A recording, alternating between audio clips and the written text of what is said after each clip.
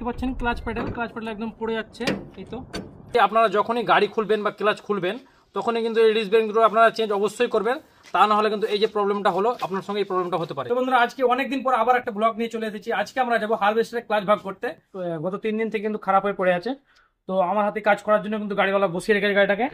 তো আজকে আমরা এখন যাচ্ছি, তো সামান্য আমরা গাড়িতে লোড করে নিয়েছি, সব জ্যাক ট্যাক সমস্ত কিছু মাল আমরা কিন্তু লোড করে নিয়েছি। তো এখন আমরা যাবো গাড়ির কাছে। তো চলুন আপনাদেরকে দেখাচ্ছি কোথায় যাচ্ছি কাজ করতে।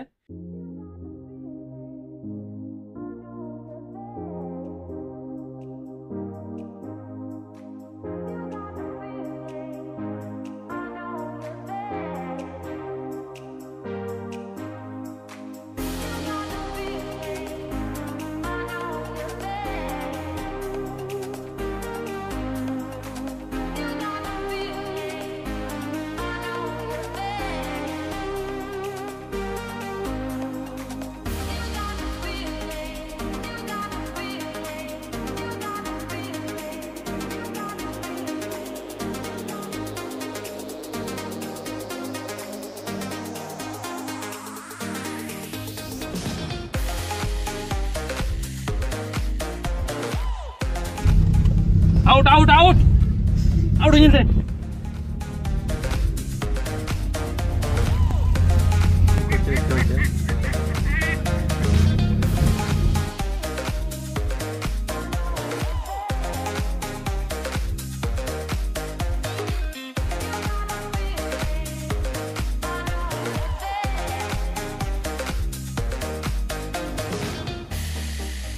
আমাদেরকে এখন রিসিভ করতে চলে আসলো। তো এই সামনে সামনে যাচ্ছে আর আমরা পিছন পিছন গাড়ির কাছে যাচ্ছি।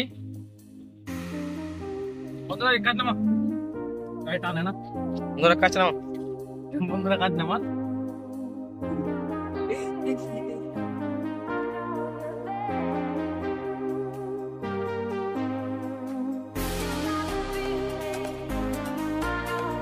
গাড়ি আমরা দেখতে পাচ্ছি ওই যে সামনে।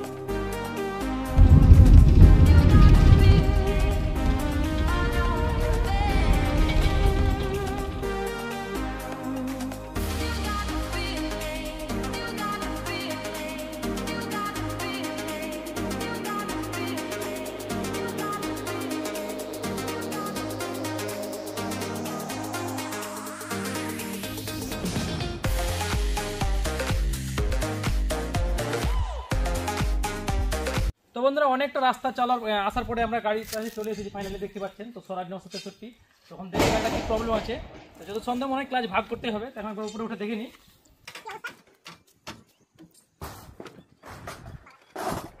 তো এই যে দেখতে পাচ্ছেন ক্লাচ প্যাডেল একদম পড়ে যাচ্ছে।